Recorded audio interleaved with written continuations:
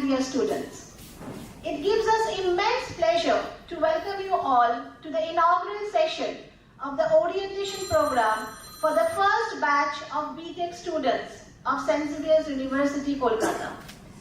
This occasion marks an important milestone in the university's journey as we commence the B.Tech program, adding a new dimension to our academic offerings.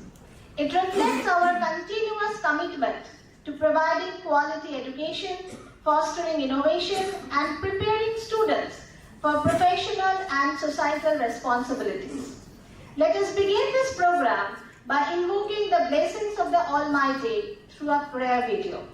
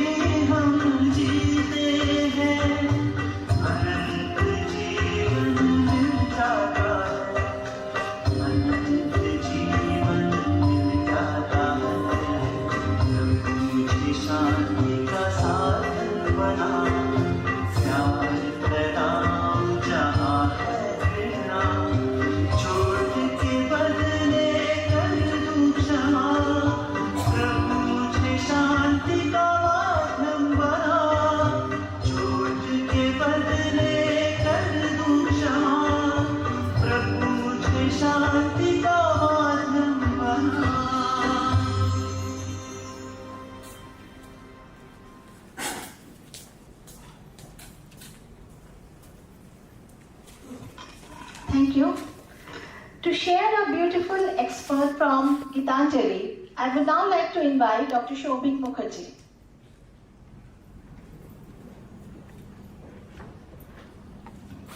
Song offering number 36. This is my prayer to thee, my Lord. Strike, strike at the root of penury in my heart. Give me the strength lightly to bear my joys and sorrows. Give me the strength to make my love fruitful in service. Give me the strength never to disown the poor or bend my knees before insolent might. Give me the strength to raise my mind high above daily trifles, and give me the strength to surrender my strength to thy will with love. End of the reading.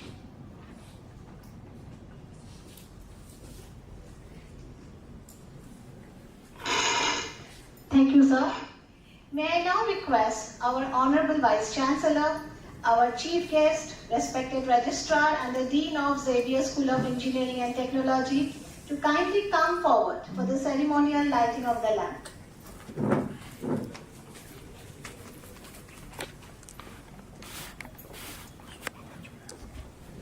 পিছিয়ে আসুন পিছিয়ে আসুন পিছিয়ে আসুন একটু সামনেটা এই সামনে পিছিয়ে পিছিয়ে পিছিয়ে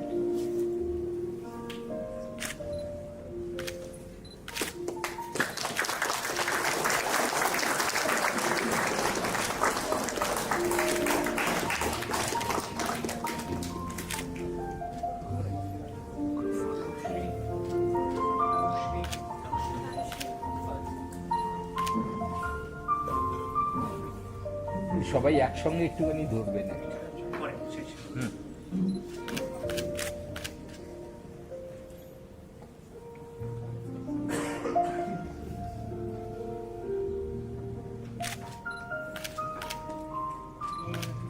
সবাই একসঙ্গে একটু ধরুন না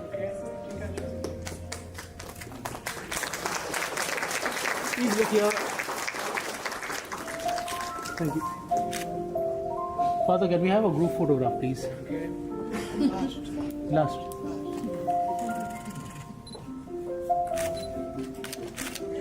Thank you, Father.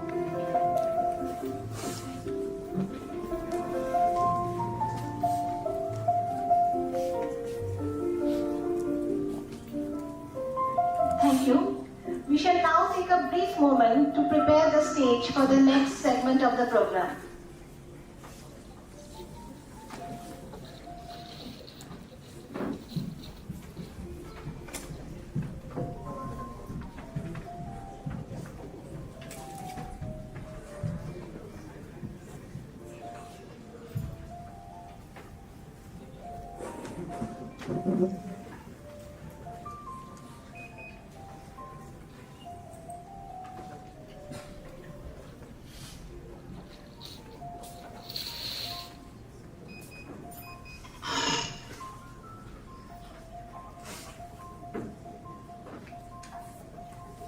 Thank you. May I now request Honorable Vice Chancellor, Reverend Father Dr. John Felix Raj, Dr. Shuman Chakraborty, Director IIT Kharagpur, respected Registrar Reverend Father Xavier Jairaj, Dr. Tuhin Utshap Paul, Dean Xavier School of Engineering and Technology, and Dr. Tanushree Biswas, Head of the Department of Basic Sciences and Humanities, to kindly take their seat on the desk.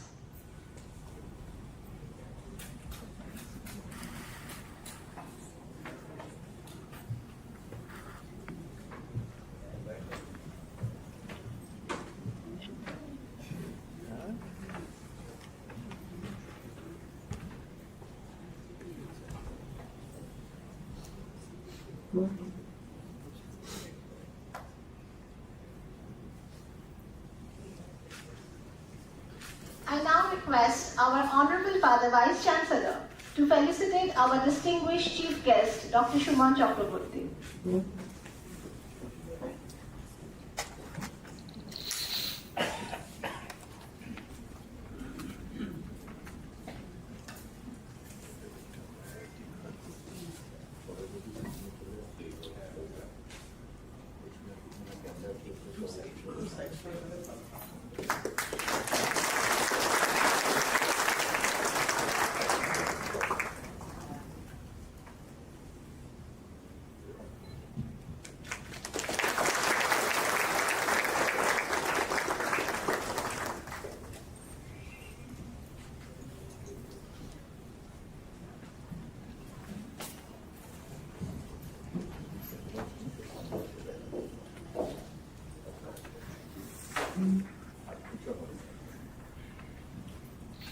Thank you, Father.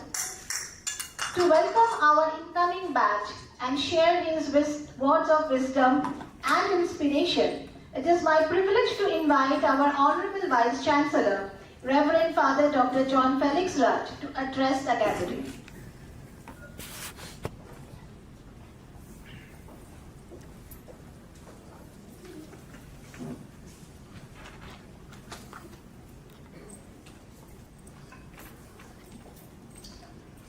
A very good afternoon to all of you. We want it louder. Yes. Respected Professor Shuman Chakraborty, Director IIT Kharagpur, Reverend Father Xavier, our Registrar, Dr. Tuhin Utsav, Dean, Xavier School of Engineering and Technology, Dr. Tanushree Vishash, Head of the Department, Deans of other schools and faculties, Fathers, Heads of the Departments, Professors in charge, faculty members, support staff, and the principals of different schools who are here. Could see Sister Nirmala from Loreto College. Sister, congratulations on the occasion of having granted the autonomy to Loreto College. And my dear B.Tech freshers, we are privileged to have Professor Shuman Chakraborty, Director of IIT Kharagpur, as our chief guest for this momentous occasion.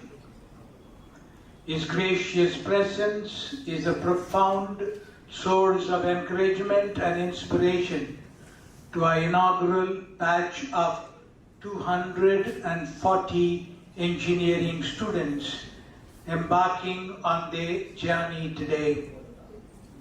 Thank you, Professor Shuman Chakraborty.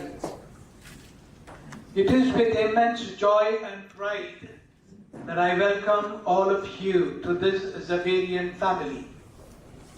As you step onto this hallowed ground, you are not merely enrolling yourself in a university, you are embarking on a transformative journey of self-discovery, intellectual rigor, and holistic growth.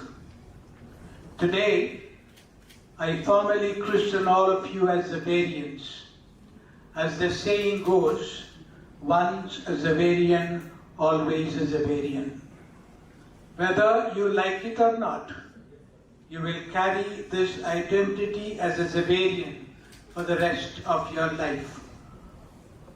On this auspicious day, I invoke the blessings of God Almighty and our patron saint, Saint Francis Xavier, upon each one of you, your family members, and the entire community of St. Xavier's University, Kolkata. I must make a mention of our Jesuit heritage. At St. Xavier's University, we are bound by centuries-old legacy. As a Jesuit institution, we breathe life into the timeless principles of St. Ignatius of Loyola. Let me mention just 3 of them. Ad Maioram Dei Gloriam, the Jesuit motto, meaning for the greater glory of God. Whether you are in the classroom listening to a lecture, or on the football ground playing football, or in the canteen having your refreshment, you do everything for the greater glory of God. The second, we call it cura personalis, our unwavering commitment to caring for the whole person, mind, body and spirit. And you will, during your 4 years of engineering studies, experience this care and concern from your professors and fellow students. The third, of course, is magis, the restless pursuit of being more, striving for excellence in every endeavor that you undertake. We do not just aim to create successful professionals here. We aim to nurture empathetic leaders who will become men and women for others, lighting the way in an often shadowed world. St. Xavier's Vision 2030. Since our inception in 2017, St. Xavier's University has been a crucible of academic innovation. We have moved boldly into the future by embarking the National Education Policy, NEP 2020, and the State Education Policy 2023, pioneering the 4-year undergraduate structure. On February 9th, 2026, we celebrated our historic 10th Foundation Day. What began as a vision in 2017 has blossomed into a vibrant academic community comprising today 4,500 passionate students, 160 distinguished faculty members, and 202 dedicated research scholars. Looking towards St. Xavier's Vision 2020, our roadmap is clear.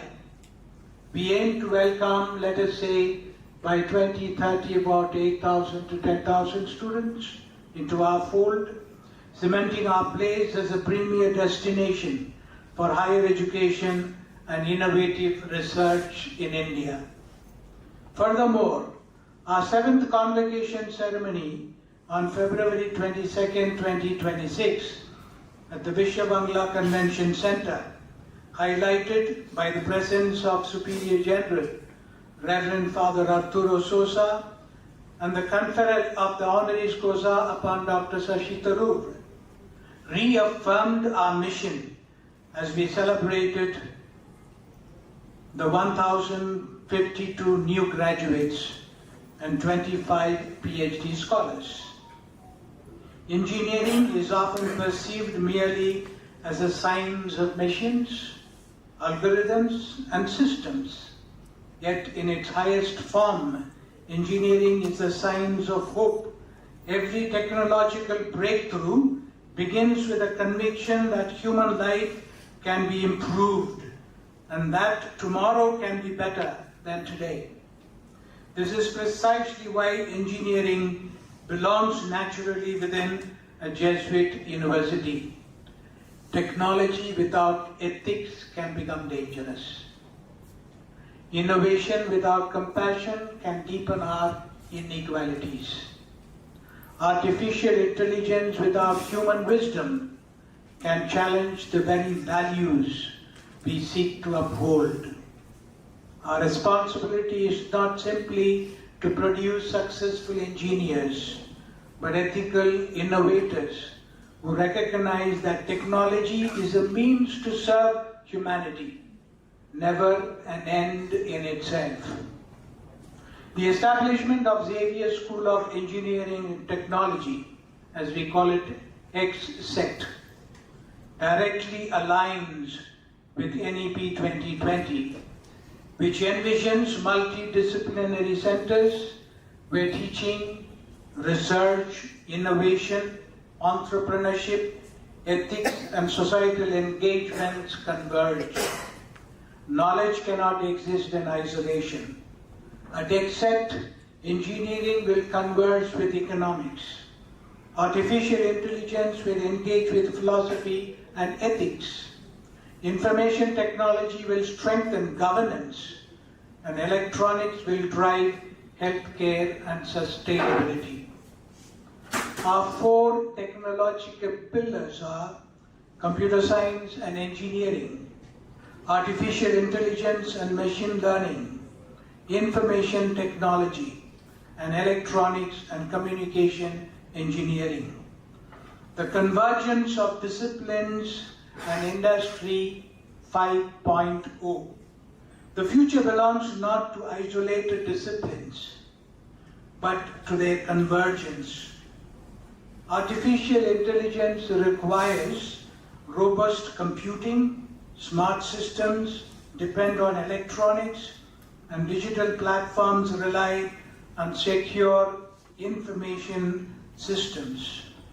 This philosophy mirrors the paradigm of Industry 5.0. While Industry 4.0 transformed factories through animation, Industry 5.0 restores the human being to the center of technological progress, demanding solutions that are sustainable, resilient, ethical, and deeply human. As India moves towards Viksit Bharat 2047, Developed India 2047, your innovations will contribute directly to national priorities: semiconductor self-reliance, AI leadership, smart manufacturing, and sustainable healthcare.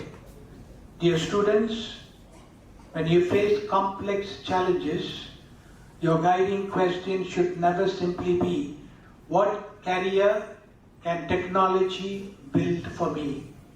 Instead, ask yourself, what kind of society can my technology help build? This is the Xavierian difference. The technologies you study today may evolve or become obsolete tomorrow, but the values you acquire here, the values of integrity, compassion, intellectual honesty, discipline, curiosity, innovative approach, and service will remain your lifelong companions. Our campus is and will always be a safe haven for open dialogue, spiritual exploration, and the celebration of diversity.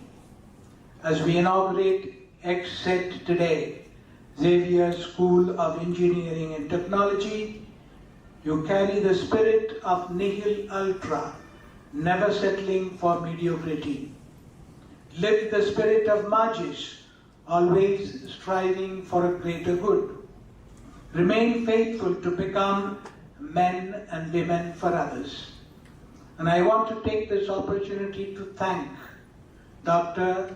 Tuhin Utsav Paul, who of course is taking over as the Dean of Xavier School of Engineering Technology, and Dr. Tanushree Bishash, who is the head of the Department of Basic Sciences, for the initiative, for the hard work for the last more than a year to establish this XSET.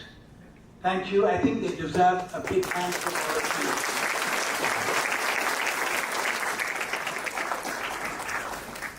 And finally, my dear freshers, let your engineering degree become much more than a professional qualification.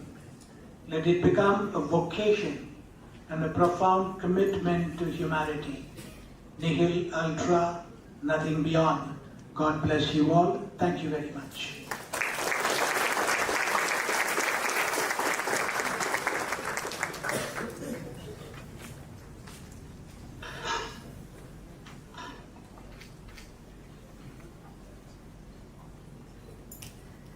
Father, for your inspiring words and warm welcome.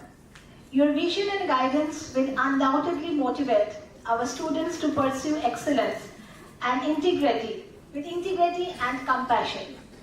It is my privilege now to introduce our esteemed chief guest, Dr. Shuman Chakraborty, Director of the Indian Institute of Technology, Kharagpur, and the Sir J.C. Bose National Fellow, a globally acclaimed researcher whose pioneering work in microfluidics and nanofluidics and micro and nanoscale transport has significantly advanced biomedical engineering, yielding socially impactful innovations like low-cost medical diagnostic devices and affordable healthcare technologies.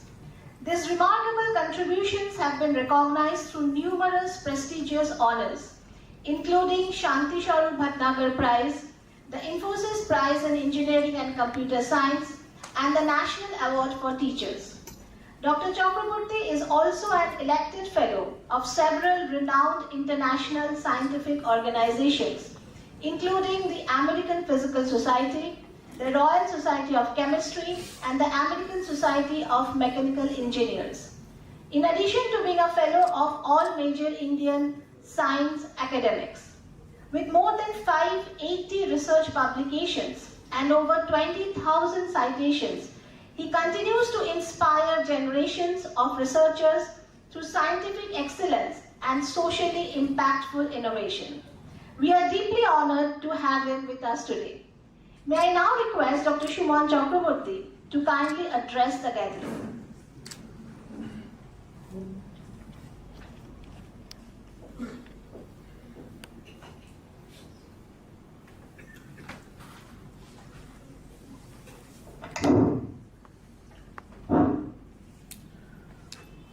Good afternoon, Reverend Father Dr. Felix Raj, distinguished faculty members, esteemed guests, parents, and of course my dear students. First of all, I start by congratulating this great institution, a remarkable brand by itself, to start their first undergraduate degree program in engineering. Having said that, we also need to ask ourselves that given that so many engineering institutions are existing, and perhaps many more will come, many more will evolve, but what can perhaps be something unique that defines the destiny of this institution, the Xavier School of Engineering and Technology? According to me, it is the birth of an engineering school. Very true, but beyond that, the beginning of a new intellectual tradition and the first chapter of a legacy that will be written by the young minds who are all sitting in this room today. Before I begin by congratulating you all for getting into this program, let me put forward a very simple question to every one of you. Why should the world need another engineer? This is a fundamental question, not just because of jobs, not just because of large number of engineering graduates being produced every year, and not just because everyone who comes to engineering doesn't know what engineering is all about and goes by a common perception that what it will carry them through. There is nothing wrong about this. When we were students, it used to happen. I still remember that when I had my first engineering classes with some hammer and chisel, I thought that God has taken me to a direction where it is a hopeless kind of thing. I wanted to solve integral and differential calculus, and this is what it is with hammer and chisel in my hand. Now, from hammer and chisel, it is smartphone and smarter phone and smartest phone. But we have gadgets, and the question is, are we going to look for engineers who are going to be dictated by the gadgets or something else? There are millions of engineers across the globe. AI now writes every standard software. I'm not talking about something which is out of standard. And how things have evolved. When we were engineering students, getting access to a PC to work in front of that was great. After that, we have seen that it has become hugely democratized. Nowadays, hardly students think that PC is a right platform in which they can practice their computer-related activities. Even the laptop has also become old-fashioned. So things have been changing. This is about hardware, but even about software. I am telling all these because I carefully listen to the 4 departments which are starting here, and they are mostly related to electronics and computing. So I thought that this may be relevant. When we were undergraduate students, at our time it was not called as coding but programming. I mean, things change, names change, and computer scientists have a great knack of bringing back the old things in a very new perspective. This is what we can learn from them. So at that time, I just can speak for myself. I was very interested, and in school level we had basic programming.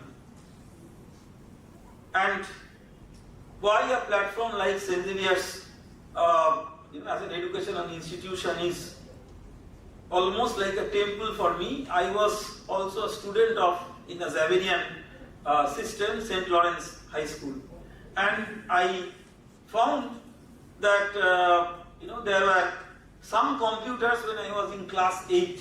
We had a teacher who used to teach us basic programming. I mean, here there may be some parents who are in our age group and they might connect it with that. Nowadays, the present students will think that I am talking about something in the dinosaur era. Now, that basic programming took over college first year or maybe early second year. We were extensively trained in Fortran, and it was very important because in the computing world, Fortran used to give a lot of advantage. Then as we grew senior, in engineering college, people always talk about jobs. You really do not know what job will take you through. But everyone, from the most unreputed college to maybe the greatest of the IITs, always talk about job. And job in a particular way which maximizes the salary. And when we people graduated, at that point of time, there was a Y2K problem. That also is a dinosaurus age thing. So the simple way of understanding the problem is that before the year 2000, only 2 digits were good enough to define the year. But when the year 2000 came, it is like all zeros. So if you want to calculate the interest of whatever money you have put in the bank, 2000 and so 2000 minus 1995, so 00 minus 95. So you come up with negative. Whatever you have put is gone. So the simple code had to recognize those 4 digits. We reinvented that we were in the British colonial time who made us sophisticated clerks. So we started producing a second generation of sophisticated clerks in the glamorous name of IT engineers. So in that way, it was a great time for most people, and we knew that doesn't matter from which branch you have come, there is enough of job. A little bit of C program, if you know, it is good. So everyone in the college started practicing C, and I can still remember that programming in C, Balaguru Swami's book. Still now that book is considered to be one of the very student-friendly books. Then after a few years, people said, no, these have become obsolete. Now people should study Java. Well, it is fine, we move with the trend. We had a teacher who at some point of time used to teach programming in Fortran. He was a very progressive teacher. After some time, he started teaching programming in C, then programming in Java, and these courses were so popular that in those days it was not online registration in a course. So students used to stand outside the room of the professor because we had to give a card and then the teacher would accept it. So I have seen many of my friends, they were lamenting that because of being late, they could not get into that class. I am talking about one professor from IISc Bangalore. Now, then after that, I do not want to say how things changed. Maybe around 10 years back, I was sitting in my office, in my department, and usually I keep, whenever there is no visitor, I read something which is typically a book. And one of my colleagues, young colleagues, who was my former student, he found that there is a programming in Python book on my table. So he was very upset. He said that, sir, why are you studying Python? So I said that in our time, in college it was never taught. Nowadays I see that everyone is studying it. And who knows that when I retire, you become the head of the department and you say that, sir, you become obsolete, I cannot give you extension. So you have to somehow know all these modern things, but you are too much old-fashioned. So to make sure that I get a bit of extension and all, I think that these are things that I must do. I do not know whether he was convinced or not. His face looked like he was not convinced.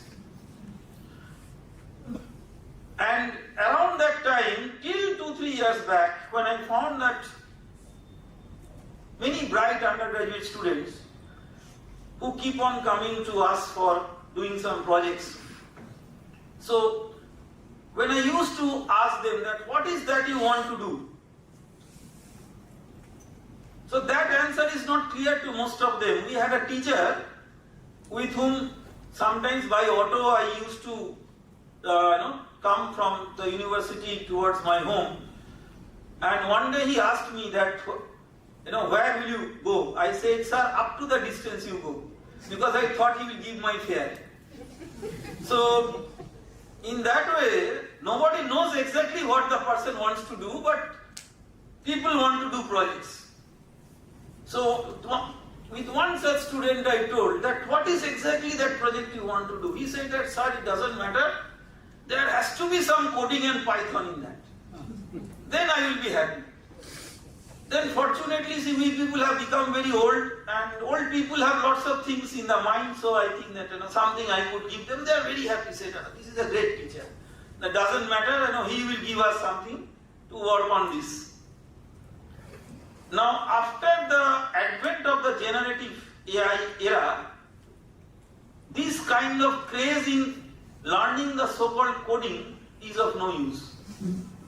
People have to now go back to the foundations of the data structures and algorithms, which create the foundations of how we write codes. So this little bit of lesson from life, what I can share with all of you by virtue of nothing but my age as compared to all of you, is just to make you feel that whatever you are thinking as crazy today will be obsolete at some point of time. Fortunately, we were students of an era where it took 20 years to become obsolete. Now it will take 20 days to become obsolete. So the question is, what will your university teach them? If everything becomes obsolete, then better not to teach anything. I told one of my young colleagues that the 4-year B.Tech question papers, give them to ChatGPT, standard class question papers, and see what ChatGPT is doing. I think the outcome is excellent. I mean, it may not be full marks, but any teacher would love to see those answer scripts. And even harder exams, about 4-5 years back, I heard that JEE Advanced is quite tough for a generative AI to answer, and in that time, about 5 to 10 questions it used to answer correctly, rest not, maybe partly or not. But this year I have heard that other than leaving apart a few 9-10 questions, rest it could answer correctly. So then what teachers are going to test the students? If a student is asking a teacher a fundamental question, that at the end, whatever question you are asking in the exam, if I put in ChatGPT, I will get the answer to get the best grade out of you, why should I study? What answer the teacher will give? This is a fundamental question that every educator should ask himself or herself. So as a teacher, I tried to make a bit of experiment. In one of the exams, roughly 1 year, maybe 1.5 years back, what I did is, I gave some questions and then I generated answers to those questions which are given by ChatGPT, and then gave the question paper with my question and ChatGPT generated answer, and then ask some critical insights about those. What is right, what is wrong, what would have been if this was there, not like that, and then giving full access to the students to everything online except any chatting platform or mailing platform. And then I found that it leaves us a very open question, that students at the end, I asked them that, what did you feel? They did not tell very openly, but to some of their seniors, they told that it would have been much better if that traditional exam was there. So we think that our modern generation students are absolutely modern, but I will tell you, mind-wise, our students are still in the same era in which we were. Rote learning, commit to memory, vomit on the paper. But we want to be modern. Is it not contradictory? So I think your batch is something that can redefine all these. So I have made a little bit of thing which I want to sort of present as my viewpoint to you. Building the first generation of engineers who are you, who will educate AI and AI will not educate you. So what do I mean by building the first generation of engineers who will build AI? So you have to think in mind, think in your own way, that AI now writes software, designs circuits, analyzes images, discovers new materials, translates languages, generates scientific hypotheses. To an extent, it may not generate very high level hypotheses, but to an extent. And it can increasingly perform tasks that once demanded years of human expertise. So if machines are becoming progressively more intelligent, then what is the purpose of educating human engineers? This, in my opinion, is no longer a philosophical question. For some time it remained a philosophical question and we were happy to give philosophical answers. But now we have to give on the ground answers. No more philosophical answers. And it is perhaps the single most important educational question in our time. Our time means when we are sort of teaching, and of course in your time when you are having your student lives. So today marks more than beginning of a degree for all of you.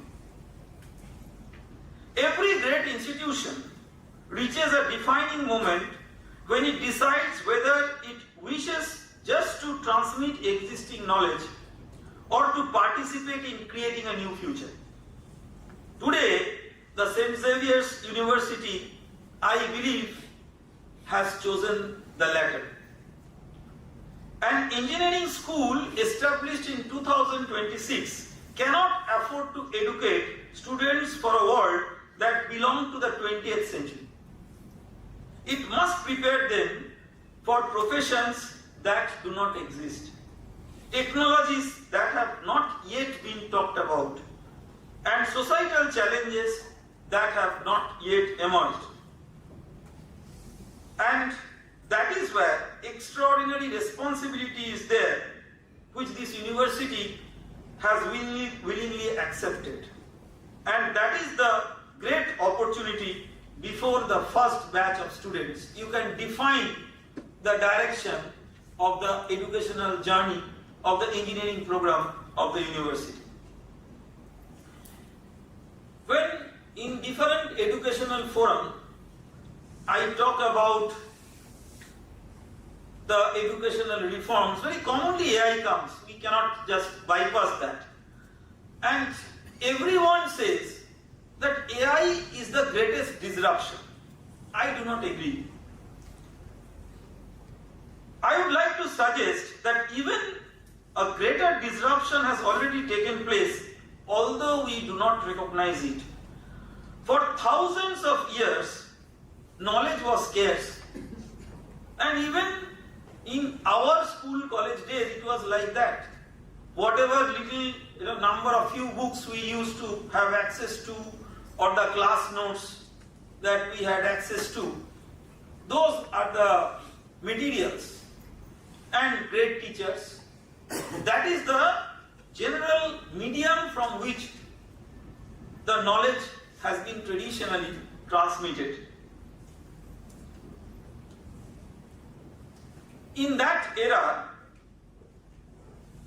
education was synonymous with the transfer of information from those who knew to those who wished to know, or those who were forced to know, even if they were not wished. Today, that world has disappeared. Information is abundant.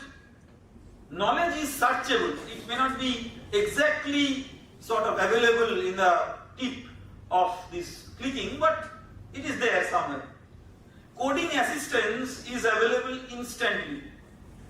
Scientific literature can be summarized in seconds. And these have also transformed the way in which people do their PhD research work. I can remember that the first day when I was searching from some journals in the big library of IISc by dust allergy, I think for almost 7 days I kept on sneezing.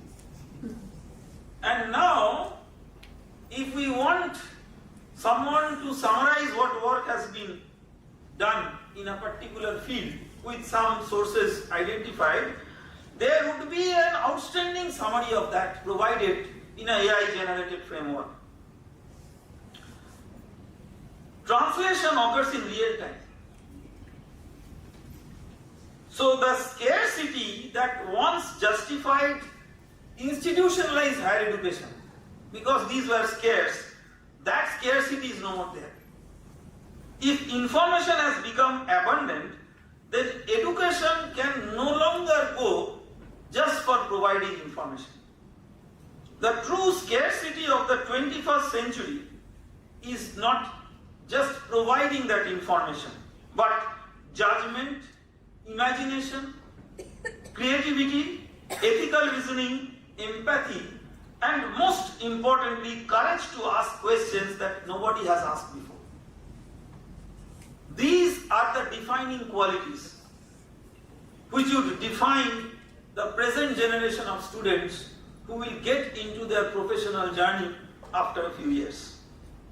Universities that continue to produce information processors will gradually become irrelevant, and those which produce the possibility of creators will define the future.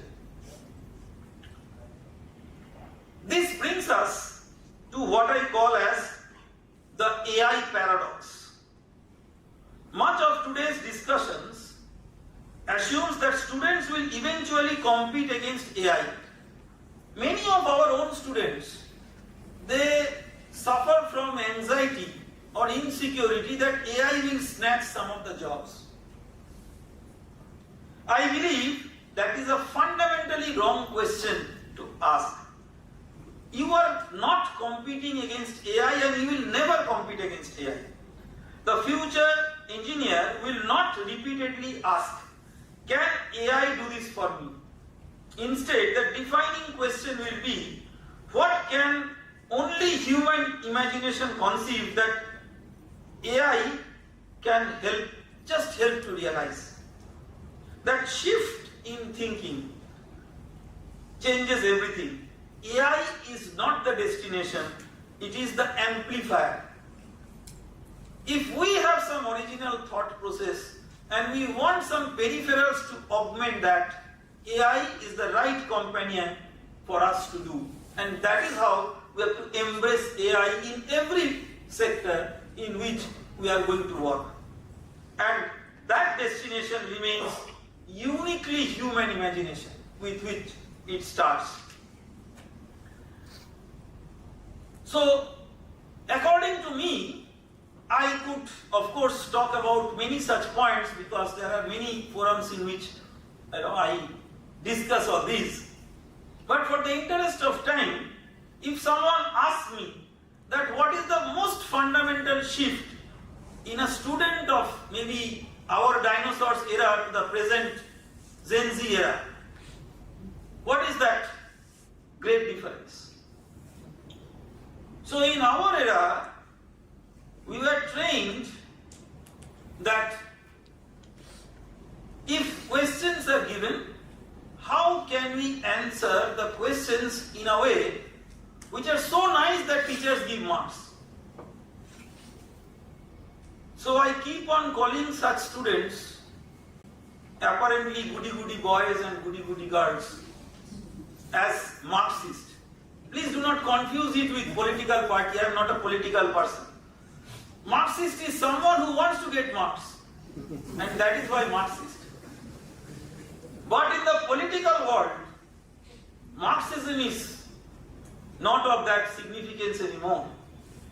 So there is something which is called as fundamentalism.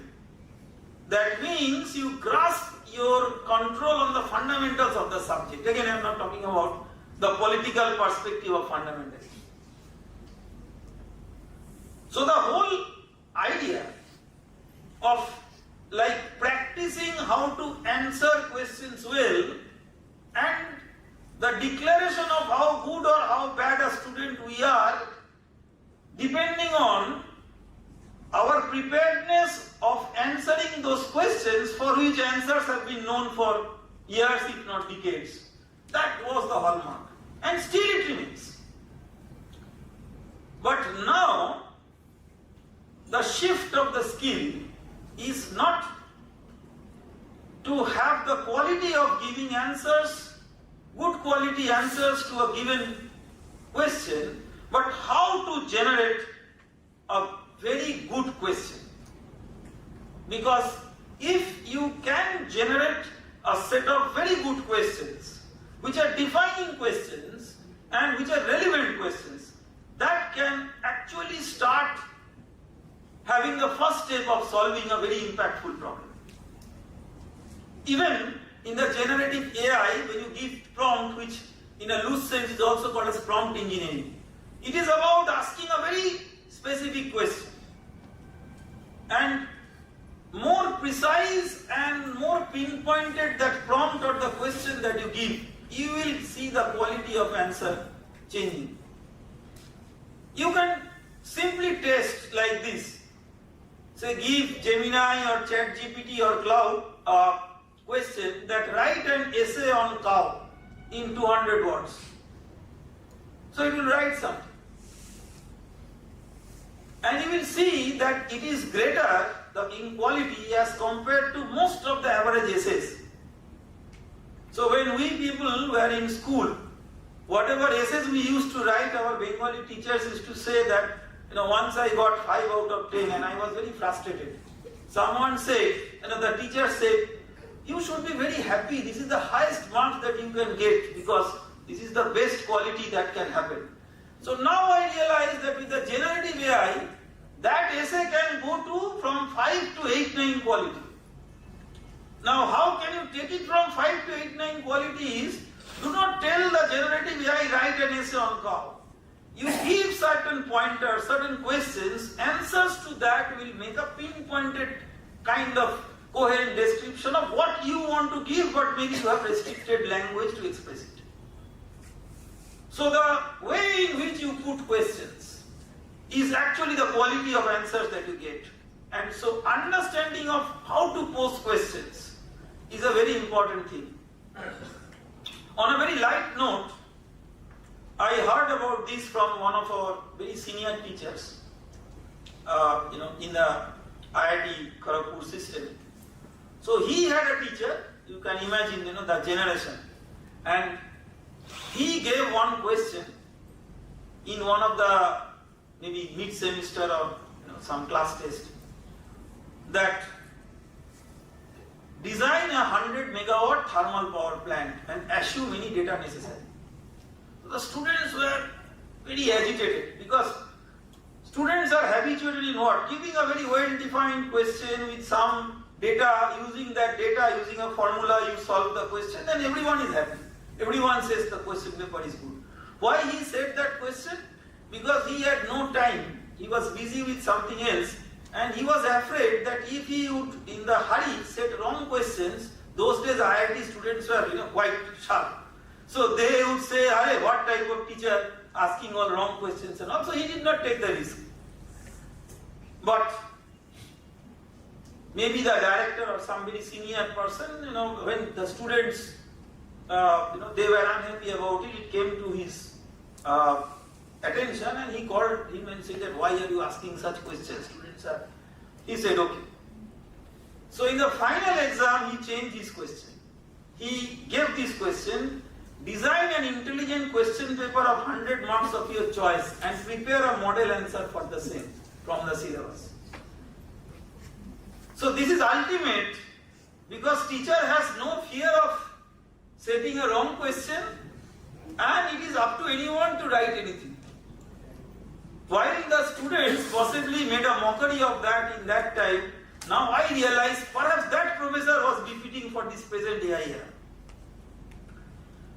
So things have changed, and the next engineers, you people, I think you will educate AI. So this is another transformation that deserves our attention. I would argue that the engineers of this era will go beyond what traditional engineers do, and they will do something significantly more important. They will educate AI. Every intelligent system ultimately learns from human judgment. This is the fundamental truth that we have to keep in mind. Its priorities, its assumptions, ethical boundaries, values and decisions originate from data. Data, examples and intentions provided by the human beings.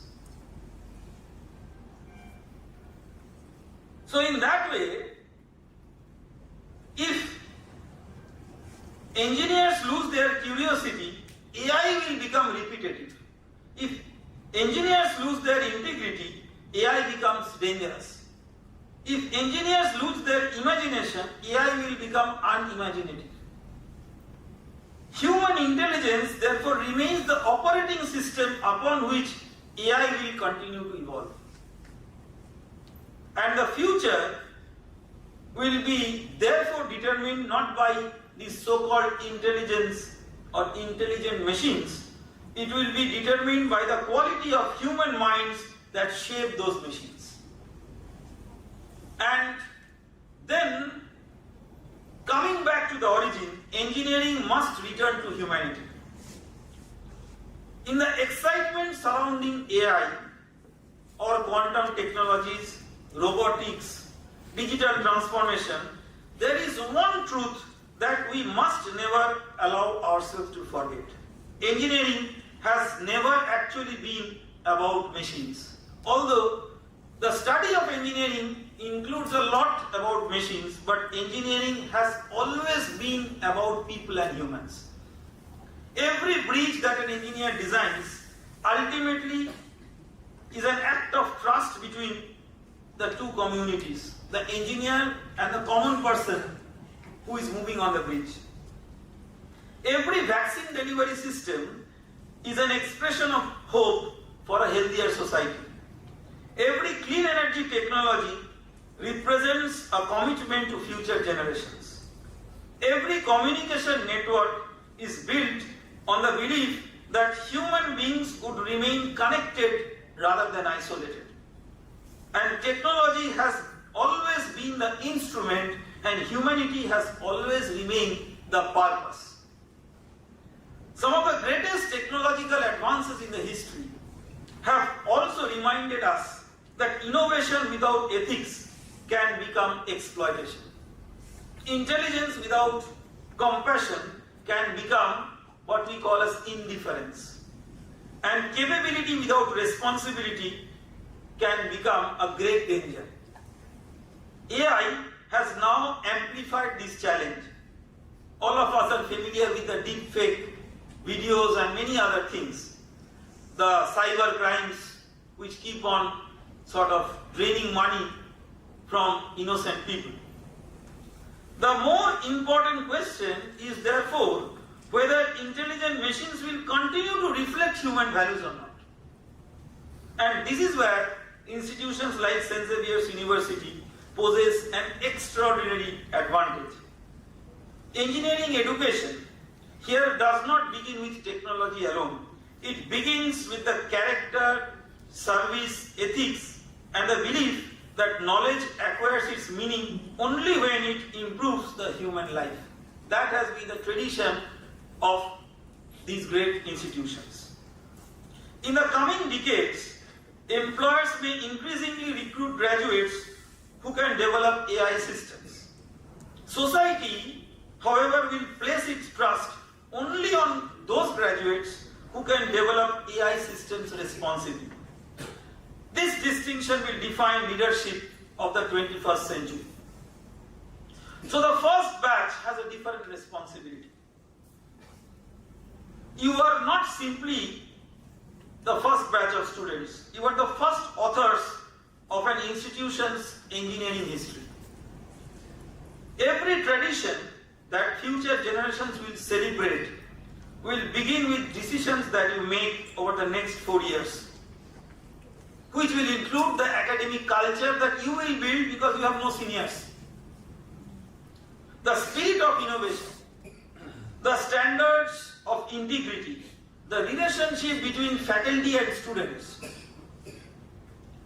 the appetite for research, the confidence to take entrepreneurial risks, and the value that becomes synonymous with this engineering school that will originate all from this pioneering cohort.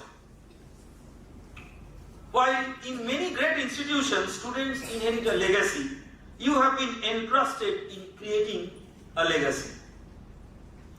Many decades from now, thousands of graduates may proudly say that they belong to the Xavier School of Engineering and Technology. Yet every one of them will unknowingly carry something that you created. Now I realize when I see very senior alumni of IIT Kharagpur, and in a very subtle way, whatever the types of legacy that they created, still some of those are being percolated as we have come to 75 years of our journey. But then, there are few promises. I would imagine that there could be many, but I have identified 4 promises every engineer now must make to the humanity. The first promise is that I shall never stop becoming curious. The day curiosity disappears, education ends regardless of how many degrees we accumulate. So my little bit of advice is remain as curious as a child, although by age you grow up.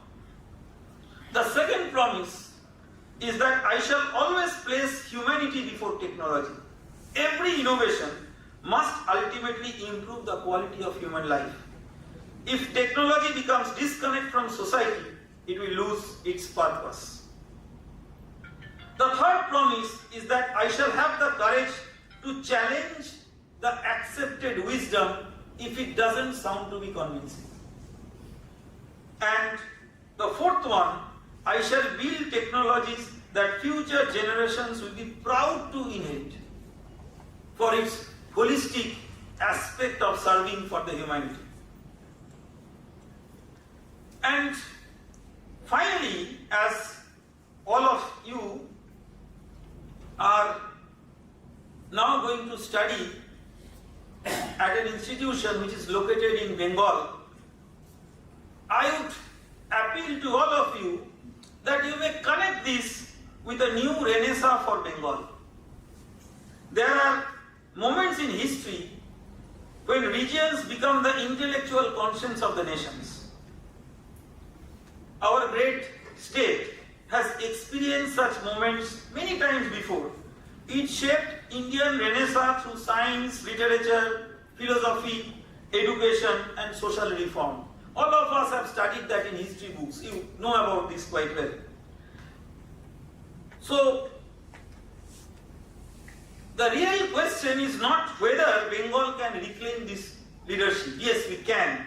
But the real question is how we will be doing that. I believe that such a next renaissance, at least in the field of education and research, will not emerge from one single discipline. It will emerge from the convergence of the traditional core engineering, AI, medicine, humanities, entrepreneurship, sustainability, law, public policy, what and what not. So make use of the ecosystem that you have around you. I know that this university is very well known for the public policy and the law departments. Also, the college at Park Street, for which this brand is so famous in Kolkata, very well known for many of the traditional mathematics and science departments. Try to make use of those as you grow. Do not feel isolated and confined within the so-called syllabus of your own branch.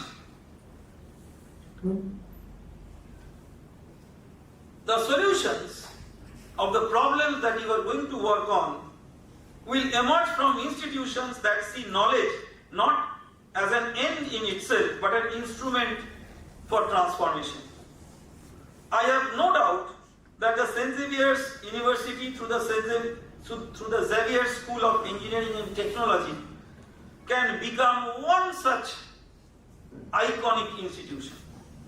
I also see immense possibilities of collaboration between the St. Xavier's University and IIT Kharagpur. IIT Kharagpur this year has introduced a framework known as Outreach Course Network. After taking over as a director of the institute, roughly for a period of little bit more than 1 year, I have felt that the country does not have a dearth of young talents. Why quality education would be confined within the 4 walls of IITs or such premier institutions? Why our talented youth, who for whatever reason could not come to IIT, would be deprived of that quality of education.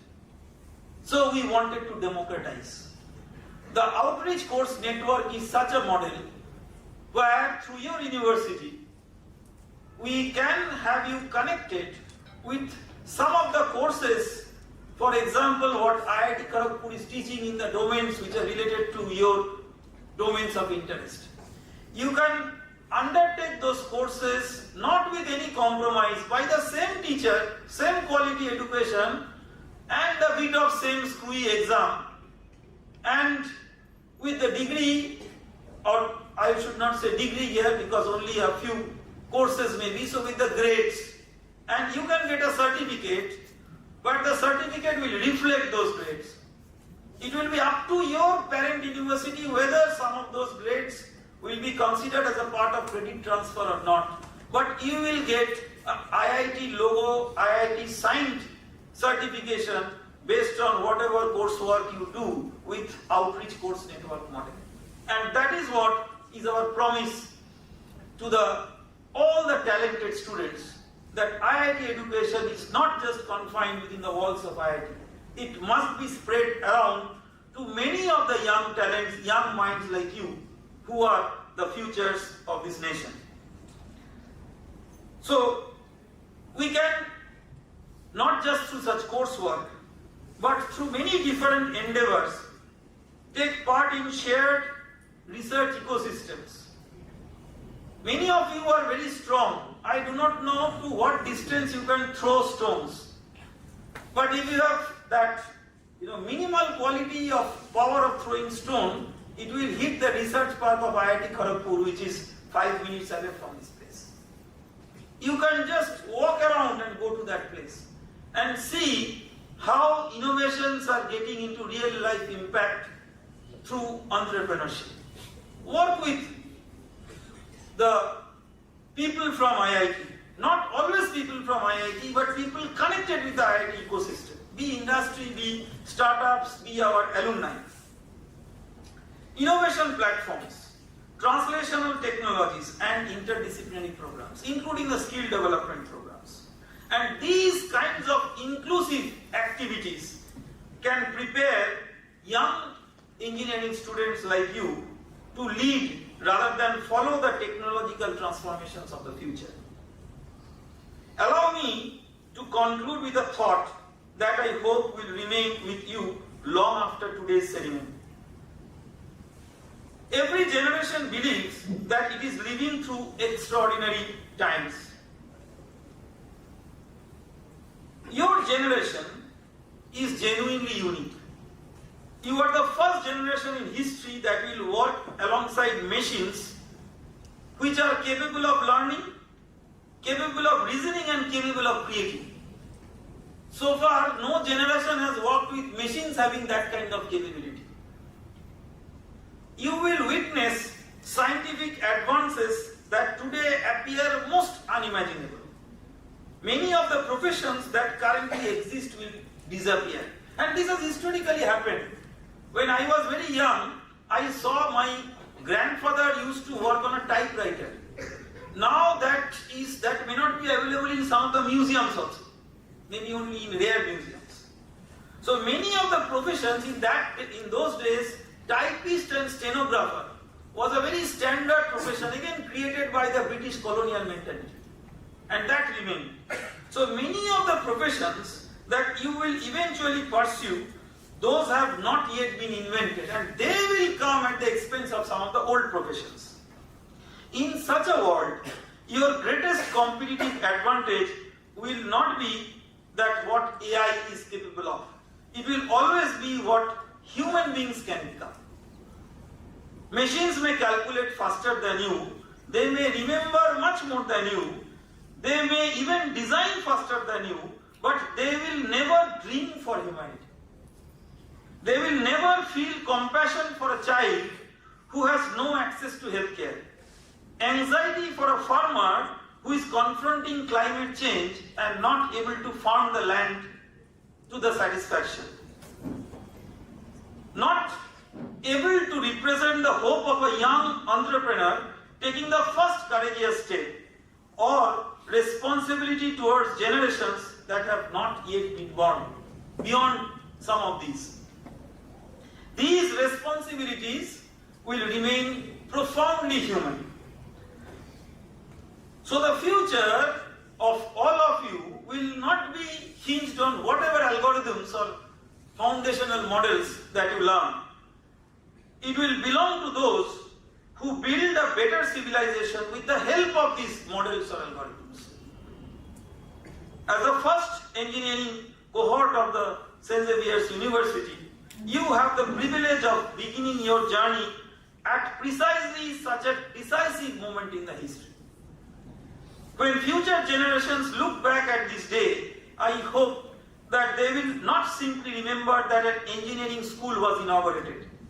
I hope that they will say that this was the day when a generation of engineers decided not just to adapt to the future, but to design it with wisdom, courage, and humanity. My heartiest congratulations to all of you, to the visionary leadership, to the faculty, and the entire Xavier's University family led by Father Felix on this historic beginning. May this first step become the foundation of an institution that will inspire our country, Bharat, and contribute meaningfully to the world. Thank you very much, and my best wishes.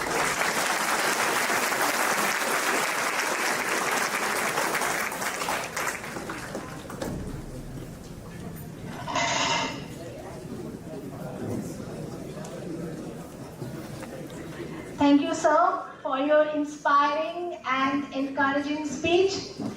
I now have the privilege of inviting our respected registrar, Reverend Father Xavier to guide our freshers on the rules, regulation, values, and important aspect of university life.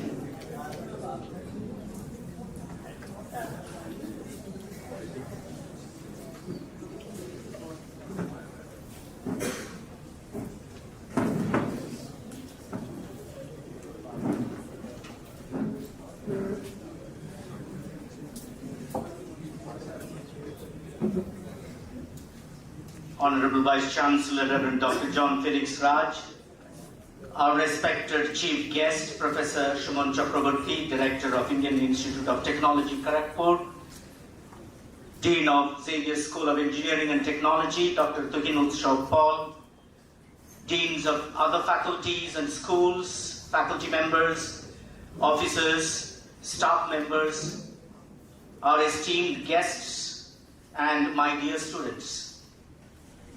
Good afternoon or good evening to all of you. It's my privilege to welcome you to St. Xavier's University, Kolkata, and to the very first cohort of our Bachelor of Engineering and Technology program. Today marks not just the beginning of your academic journey, but the beginning of a legacy, one that you will define. St. Xavier's has, for generations, stood for academic rigor, intellectual curiosity, and a commitment to shaping individuals of competence and conscience. As you join us, you inherit that legacy even as you help build its newest branch. The labs you will work in, the traditions you will start, the achievements you will earn, all of it will bear the mark of being the first. Most students who walk into this university follow footsteps already imprinted in the ground. But you have none. Every tradition that this program will one day be known for it begins with you, both students as well as the faculty members. Engineering today is not just about mastering technology, it is about using that mastery to solve real problems, as was already mentioned, and build a better world. That spirit, technical excellence paired with purpose, is exactly what the university in the Jesuit educational tradition hopes to nurture in you. I'm sure you will face many challenges as pioneers. Pioneers have many challenges, and you are going to be the pioneers in this field, as some paths are still being paved. You are not walking on the already established paths, you are making the path. But you will also have something only a few students ever get: the chance of shaping an institution from its very foundation, and the close attention and support of a faculty invested in your success. I've been asked to speak about the rules and regulations or guidelines. It's not an easy topic at this moment, at the end of the program, but just want to highlight a few things, my dear students. I want to assure you that you belong to St. Xavier's University as you have earned your place here. I want to outline 10 key guidelines meant to keep the campus safe, respectful, and thriving, rather than restricting your freedom on this campus. These are clearly articulated in your prospectus and calendar that you may have received or you will receive in the coming days. Starting from page 79, you will have all the details that I'm just going to highlight. I would rather summarize this, as I mentioned, in 10 commandments to help you understand better. Number 1, your ID cards. You must carry it at all times and show when asked. Sharing of your ID with someone else is a serious offense, and for both will have to face if you give it to someone else as well. The attendance, number 2. A minimum of 75% attendance is mandatory for exam eligibility. You have the remaining 25%, which is intended for emergencies or illnesses, something that can make up. Number 3, academic integrity. Plagiarism, we have been very much spoken about AI and all. Plagiarism and cheating are taken seriously and can lead to disciplinary action, including cancellation of your papers. Students are encouraged to trust their own ability, and we trust you. You trust your own ability, and that's uniqueness of St. Xavier's. Your original work is more work than AI generated or somebody else's work. Number 4, dress code. Neat, modest, and appropriate attire is expected on campus, with formal wear required for special occasions. Number 5, mobile phones. Phones should be silenced during classes and labs. Using them during lecture may result in penalties. Gadgets, as already mentioned, should be used for learning, not for distraction. Number 6, respect for everyone. Kindness towards all. Faculty, peers, and staff is fundamental. That determines who you are. Your character is defined by how you show your kindness to one another. Ragging, bullying, and harassment in any form are strictly prohibited and legally punishable. The university values diversity and inclusion. Number 7, campus property. Students must avoid damaging property, littering and wasting resources like electricity, treating the campus as a shared space to be preserved for everyone's benefit. Number 8, substance-free campus. Smoking, alcohol, and drugs are completely banned on campus, with violations leading to serious consequences. Number 9, extracurricular activities. Students are strongly encouraged to join societies, sports, cultural groups, and events, as these experiences and friendships are as valuable as your academic achievements. And finally, number 10, support systems. The university offers a lot of facilities and support. We are all here for you. Offers the students self-counseling services and faculty mentors to help students navigate personal or academic challenges, emphasizing that no one has to cope alone. You have many to be accompanying you.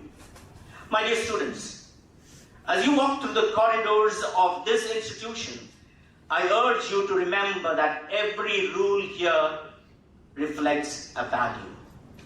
Punctuality reflects respect. Attendance reflects commitment to academic excellence.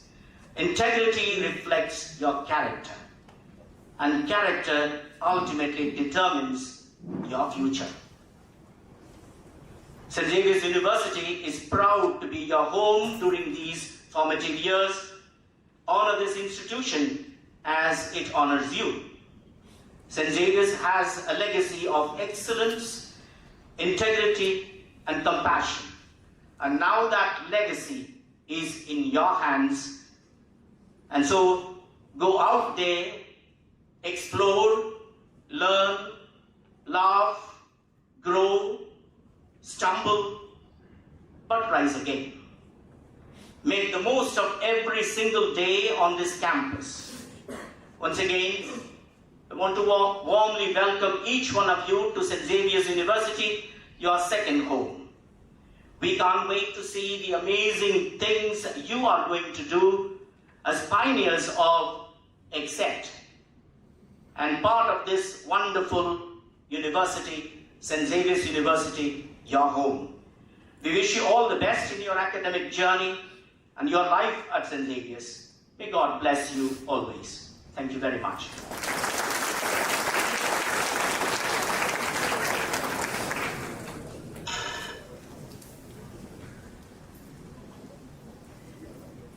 Thank you, Father, for your valuable guidance. I'm sure the students will meet to these principles and expectations of the university life. We now arrive at the concluding segment of this inaugural session. May I now request Dr. Tuhin Utsav Paul, Dean, Xavier School of Engineering and Technology, to propose the vote of thanks.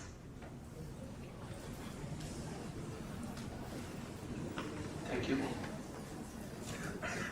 Respected Honorable Vice Chancellor, Reverend Father John Felix Raj, our distinguished Chief Guest, Professor Shumon Chakraborty, respected Registrar, Father Dr. Xavier Jayaraj, respected Deans, Heads of Department, esteemed faculty members, officers, distinguished guests, staff members, student volunteers, and my dear students. A very good evening to one and all. It is both an honor and a privilege to propose the vote of thanks on behalf of the Xavier School of Engineering and Technology on this historic occasion as we celebrate the inauguration of XSET and warmly welcome the first batch of B.Tech students into the Xaverian family. At the outset, I express my deepest gratitude to our Honorable Vice Chancellor, Father Felix Raj, whose visionary leadership has transformed this dream into reality. Father, your unwavering commitment to academic excellence, innovation, and Jesuit values have made the establishment of XSET possible. Your inspiring words today have reminded us that engineering is not merely about technology. It is about using technology with wisdom, innovation with responsibility, and talent in the service of humanity. Thank you, Father, for your constant encouragement, guidance, and blessings. I extend my sincere gratitude to our distinguished Chief Guest, Professor Shumon Chakraborty, for graciously accepting our invitation despite your demanding schedule and for honoring this historic occasion with your esteemed presence. Sir, your inspiring address, coupled with your extraordinary contribution to engineering research, innovation, and technological advancement, has deeply inspired our students. As one of India's most accomplished engineers and academicians, your journey stands as a shining example of how excellence, perseverance, creativity, and commitment to nation building can transform lives and society. Your words have encouraged our young minds to to dream fearlessly, embrace challenges with confidence, pursue knowledge with passion, and strive for excellence while using engineering as a means to serve humanity. We are truly privileged and honored to have you with us on this landmark occasion, and we sincerely thank you for sharing your invaluable wisdom, experience, and encouragement with the founding batch of the Xavier School of Engineering and Technology. My heartfelt thanks also goes to our Registrar, Reverend Dr. Xavier, for his constant support and guidance in every step leading to the establishment of XSET, and for his continued commitment to the growth of our university. Thank you, Father. I gratefully acknowledge the present and support of Father Finance Officer, Professor Ashish Mitro, our Controller of Examinations in absentia, our Additional Registrar, the Dean of all schools and faculties, heads of the department, the campus minister, heads of offices, and the officers of the university, whose encouragement and cooperation have been invaluable in making this milestone possible. A special note of appreciation goes to the members of the Governing Board, Executive Council, Academic Council, and members of the Expert Committee of B.Tech, and all statutory bodies whose guidance and confidence have enabled the launch of this new school. My sincere appreciation goes to the faculty members of XSET, whose dedication and commitment have laid the academic foundation for this new school. I also thank our colleagues from other schools, faculties, and departments who extended wholehearted support in planning and conducting this program. A special note of thanks to our MC, Dr. Manali Bhattacharya, and to Dr. Shobhik Mukherjee for smoothly guiding us in today's program. I express my heartfelt gratitude to the Registrar's Office, Finance Office, Controller of Examinations Office, Admission Office, Campus Minister's team, IT Office team, security personnel, housekeeping staff, media team, and every administrative unit whose tireless efforts behind the scenes ensure the smooth and successful conduct of today's event. A special word of appreciation goes to our enthusiastic student volunteers whose energy, dedication, and hospitality have made our guests and our new students feel truly welcomed into the Xaverian family. To our dear parents who have joined us online, thank you for placing your trust in St. Xavier's University, Kolkata, and in the Xavier School of Engineering and Technology. We value your confidence and assure you that we shall strive to nurture your children into competent engineers, responsible citizens, and compassionate human beings. And finally, to our dear students, the pioneers of the first batch of XSET, welcoming you once again. You are not merely joining a new engineering school, you are becoming the founder members of the legacy that will inspire generations to come. May you embrace the Xaverian spirit with curiosity, integrity, innovation, and a commitment to serve society through science and technology. Before I conclude, if I may have inadvertently omitted the name of anyone who has contributed to the success of today's program, I offer my sincere apologies and extend my heartfelt gratitude to each one of you. Every contribution, whether visible or behind the scene, has been instrumental in making this inaugural celebration a memorable one. With these words, I thank each one of you for your gracious presence and participation. I wish the Xavier School of Engineering and Technology great success in its journey ahead, and our first batch of students a transformative, enriching, and fulfilling experience at St. Xavier's University, Kolkata. Thank you. Have a wonderful day.